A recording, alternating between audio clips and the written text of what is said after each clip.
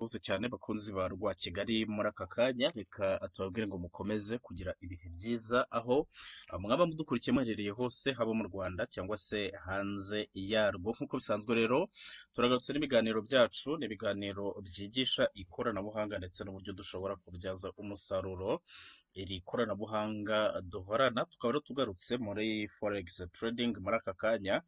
Ubu rero tukaba tugiye kurebera hamwe isomo rivuga kuri fair value gap.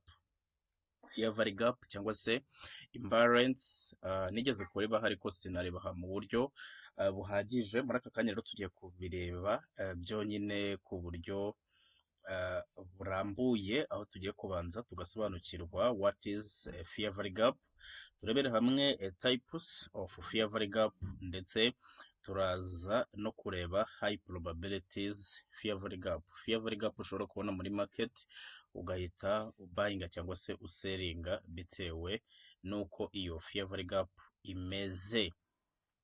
Tudatinze rero reka dutangire duhereye kuri what is fair value gap. Fair value gap ni iki rero? Ni ukuvuga ngo fair value gap ni umwanya uba uri hagati ya candlestick eshatu, aho hanze mbereke hano kuri chart. Ni ukuvuga ngo ni umwanya uri hagati ya candlestick eshatu izo arizo zose. Urugero kadufate iyi ngiyi, aka ka bearish, tubare 1 2 3. Umwanya rero wasigaye hagati ya candlestick ya mbere n'iya gatatu niwo twita fair value gap. Katuyishushanye, uyu mwanya niwo witwa fair value gap. Ni ukuvuga ngo ni umwanya uri hagati y'iyi kando n'iriya ya gatatu. 1 2 3 ni umwanya uri hagati ya kando ya mbere n'iya gatatu. Hano naho hari ahandi hari fair value gap. Duhereye nko kuri iyi 1 2 3, hagati noneho y'iya mbere n'iya gatatu harimo akandi kanya. Iyi niyo twita fair value gap cyangwa se imbalance, cyangwa se mu kinyarwanda ni icyuho. Iki cyuho rero market igenda igikora, ndetse uko igenda igaruka niko iba iri kugaruka ije kuziba cya cyuho. Biragoye ko rero wa trading ukoresheje strategy yacu utazi fair value gap cyangwa se imbalance. Iyi rero niyo yitwa imbalance, ndetse n'impamvu ibaho nuko ari byo bituma nyine market igenda, cyane ko fair value gap ari ni liquidity ariko iri internal. Liquidity twita internal range liquidity. Ubwo ni isomo rya liquidity naryo tuzashaka umwanya turibahereze ku buryo burambuye, naryo atari byende tuvuga ngo trend line liquidity twihuta, ahubwo tubyinjiremo in deep tumenye ngo ni ibiki. Tumaze rero kurebera hamwe what is fair value gap, tugiye kujya kuri types of fair value gap. Fair value gap ya mbere tugiye guheraho ni fair value gap yitwa BC. kugira ngo murabibona no kuri iyo foto.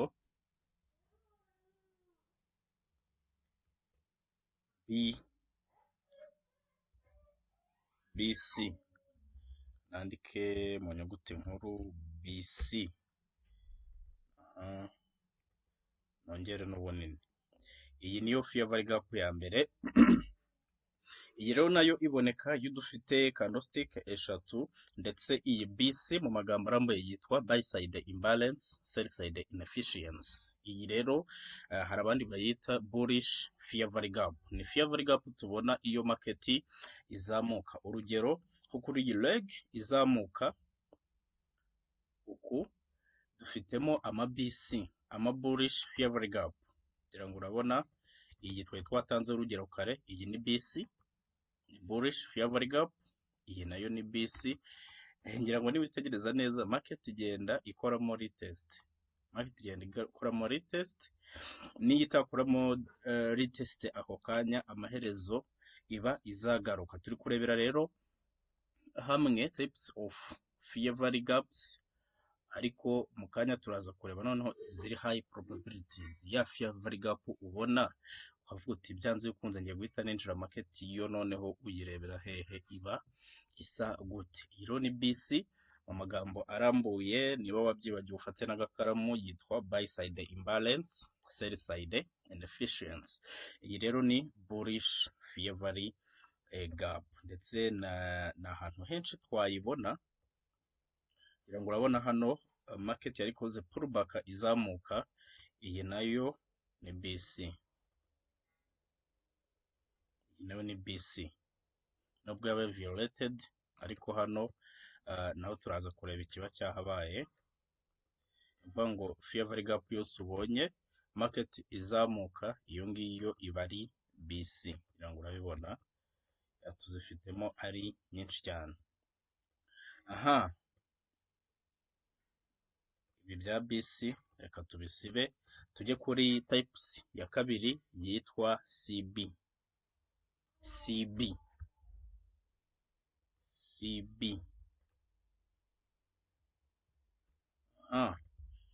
Iyi rero mu magambo arambuye yitwa sell side imbalance, buy side inefficiency. Sell side imbalance, buy side inefficiency. Iyo ni bearish fair value gap. Iyi nayo tuyibona iyo market irimo imanuka. Urugero hano dufite candlestick eshatu, ariko hano hagati harimo umwanya. Iyi ni CB, iyi ni CB, ndetse na hano dufite 1 2 3, hano hagati naho harimo undi mwanya. Dufite fair value gap nyinshi cyane, hano hari indi, dufitemo indi. Izi imbalance ziforminga iyo market imanuka, izi nizo CB, ndetse amaherezo birangira market ikoze retest igasubira inyuma, kuko nicyo izi fair value gap zibereyeho. Izi CB rero ni fair value gap ziforminga iyo market imanuka. Izo tugezeho rero zirakomeye, zo ni ukuzitondera. Tugiye kureba iyitwa, ubwo ni types ya gatatu, inverse fair value gap. Inverse fair value gap.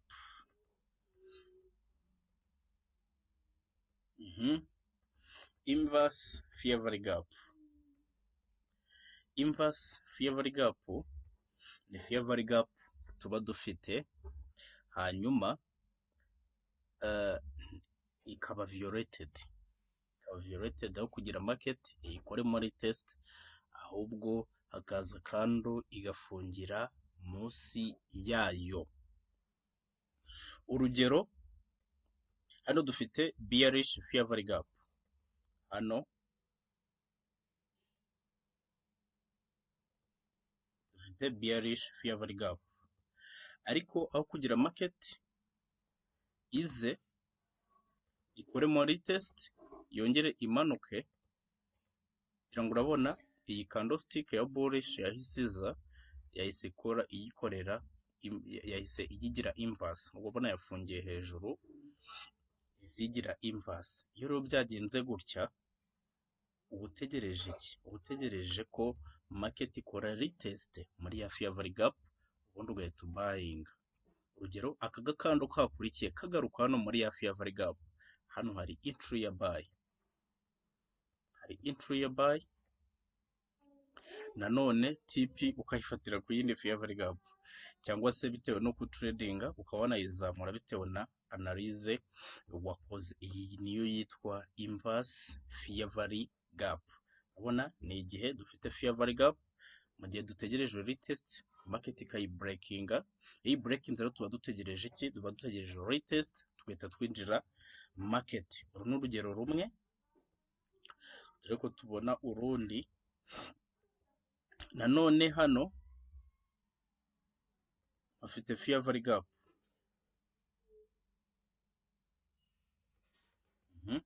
ya bullish cyangwa se iyo twise BC, ariko aho kugira habemo retest ya market izamuke, iyi kando yahise yigira inverse. ahangaha rero turaprolonja tugategereza ko market igaruka kuyikoraho retest ubundi tugaselinga. Byagenze bite? Hano habaye retest. Ku bijyanye no gushyiraho stop loss rero hano tuhafite indi fair value gap, kandi mwibuke twavuze tuti igihe market isize fair value gap iba igomba kugaruka kuziba icyo cyuho. Nanone stop loss yagombaga kujya hejuru kiriya fair value gap, kuko byarashobokaga ko market yagaruka ikajya kuziba icyuho yasize hariya. Niko byagenze hano rero, ubundi ukamanuka ukageza TP aho ushaka bitewe n'uburyo wowe utradinga, ariko ukamakinga sure ko stop loss yawe imakinze hehe, ahantu heza cyane. Sinzi niba twareba urundi rugero kuri inverse fair value gap, kuri inverse fair value gap.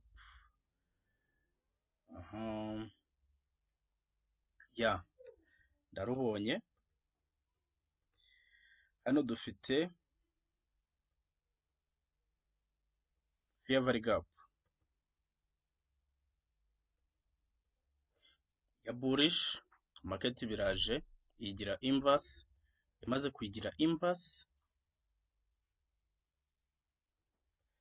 biraje ikora retest, bikoze retest hano. Iyi kando ya bullish yarije gukora retest, stop loss ngombwa ngo ijye no hejuru hose, ariko bitewe wenda nuko uyisetinga nanone wabikora. TP nayo biterwa nuko tradinga, bijyanye na TP nabyo bijyana na risk management cyangwa se na trading plan yawe cyangwa se na strategy ukoresha. Uru narwo n'urundi rugero rwa inverse fair value gap. Tugere ku yindi fair value gap, iyo nakwita ngo ni rurangiza. Aho uzayibona hose uzabayinga cyangwa ituselinga, kuko iyo wabonye pattern nk'iriya cyangwa se urugero nka ruriya, ni sure deal, market ntishobora gusubira inyuma, irazamuka cyangwa se ikamanuka byanze bikunze, upfa kuba wabonye iyo pattern. Reka nayo tuyivugeho, ni balanced price range. Tubyandike balanced price range, balanced price range. Hari n'abarengaho bakayita BPR, ariko ni mu magambo mato. Urabona B ihagarariwe na balanced, P price, R range. Iyo nayo ni tips ya fair value gap ubona mu isoko ukavuga uti byanze bikunze iyi ni sure deal, nta gihombo ndi buhure nacyo mu gihe nabonye iyi pattern. Hariho n'iryari, igihe market mu kumanuka isize fair value gap igashaka kuzamuka igasiga nanone iyo fair value gap, ukabona zirarebana. Urugero, turebere hamwe urugero rwa mbere.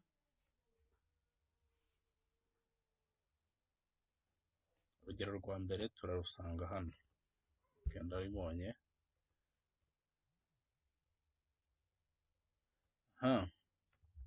Urabona hano market yarazamukaga ibisize fair value gap, iyi ngiyi igeze na hano iramanuka isiga fair value gap, iyi inside bar 1 2 3, nanone naho harimo fair value gap. Reka tuzimakinge zose. Dufite fair value gap ya mbere ya bullish, tukagira n'iya kabiri ya bearish. Aka kantu gasigayemo hagati gafite ibara ryijimye cyane, nako nka makinge ngahindurire kara, kuko niko tuba dukeneye. Nkagira wenda icyatsi, okay. Hanyuma byenda bya mbere mbisibe. Iyi ni ya bullish, iyi ni iya bearish. Aka kantu gasigaye niko kitwa balanced price range. Akaba ariyo market igarutse kukakoreraho retest, igarutse kugakoreraho retest, seringa kuko market izabigiye kumanuka. Seringa nta kibazo na kimwe ugenjeje gute ufite. Uru n'urugero rwa mbere, reka dushakishe urundi.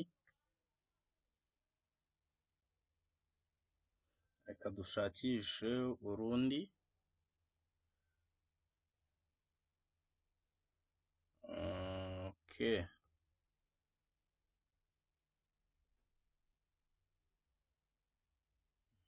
Hano rurahari.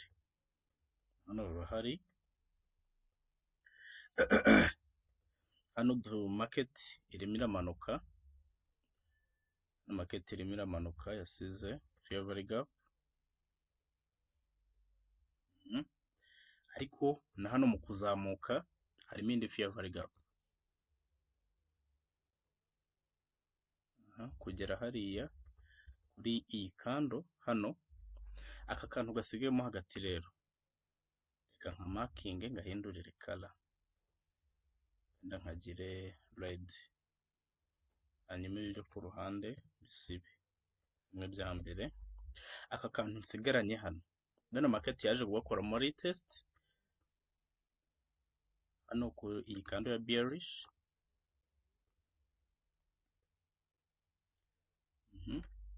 Stop loss munsi hano, ukabayinga TP ukayigeza aho ushaka bitewe no ku tradinga. Hano urabona market yarazamutseho pips 15, ariko bitewe no kumanaginga trade cyane ko ahangaha ari mu masaha. Okay, ndabona undi munsi wari ugiye kugera, byanze bikunze bwari bwije cyane, dore saa 2 z'ijoro. Izo session rero ziba ari session mbi cyane, tradingamo biba ari hatari. Ariko iyo setup uyibonye muri za New York, London biba ari sawa cyane, uretse ko na New York nayo ni hatari. Ubundi London niyo sawa, na Asia nayo ni sawa, ariko New York mwibuke birimo news cyane. Reka turebe urundi rugero rero, ari rwo rugero rwa nyuma kuri balanced price range, naho turebe ngo bimeze bite. Urabona hano twaramanukaga, market yaramanukaga, bisize imbalance. Maze gusiga imbalance, ibirazamutse, ibisize indi imbalance. Iyi kara yifominze iremereye cyane, reka nayo nyi marking nanone.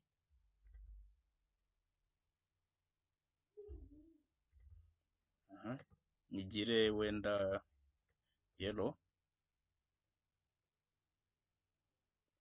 sera ni yellow cyangwa no orange. Urabona market yaragarutse ikora retest,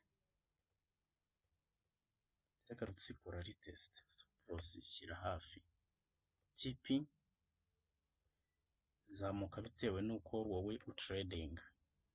Aya n'andi mafaranga abonetse kubera iyi fair gap ya balanced price range. Ndetse na hano nubwo twabonye urugero rwa inverse fair gap, dufite fair gap hano, yego, ya BC, tukagira n'iya CB hano. Aka gakara kajemo hagati niko dukeneye, twese turaseringira kuri balanced price range. Ariko stop loss kwa making ashobora ko igiye hejuru ya fair gap ya hano, kuko market biragaruka kuziba kiriya cyuho. Seringa iyi ni balanced price range. TP ushobora kutegetinga liquidity, ndetse ndabona riri ku giti yitwa PDRA. aho ibyo byari kugeza tuzabigarukaho, ariko n'iriya yitwa PDRH, PDRH, PDRA. Byanze bikunze rero market iba igomba gukora taking out kuri liquidity imwe muri zo zombi mbashije kuba navuga. Iyi rero yitwaga balanced price range. Icyo ugomba kumenya ni iki rero, ugomba kumenya ko iyi YouTube channel hacaho ibintu by'ubwenge utasanga ahandi, ibintu by'ubwenge utasanga ahandi kandi byakugirira akamaro. Ku bundi busobanuro rero ushobora kumpamagara kuri 0787333331 ukabasha kuba wambaza icyo ushaka cyose kuri forex trading, ariko abambaza mu masaha ya nijoro ugasanga umuntu ampamagaye saa 8 z'ijoro, saa 9. Iyo masaha yo kumpamagara ni uguhera saa 1 za mu gitondo kugeza saa 11 z'umugoroba. Ariko bwa mbere rero wari udusuye wakora subscribe kugira ngo tujye tubana mu biganiro bigiye bitandukanye tugenda tubagezaho buri uko bukeye nuko bwije. Njye ndi Jet, iracyari Rwa Kigali, reka mbabwire ngo ndabakunda cyane.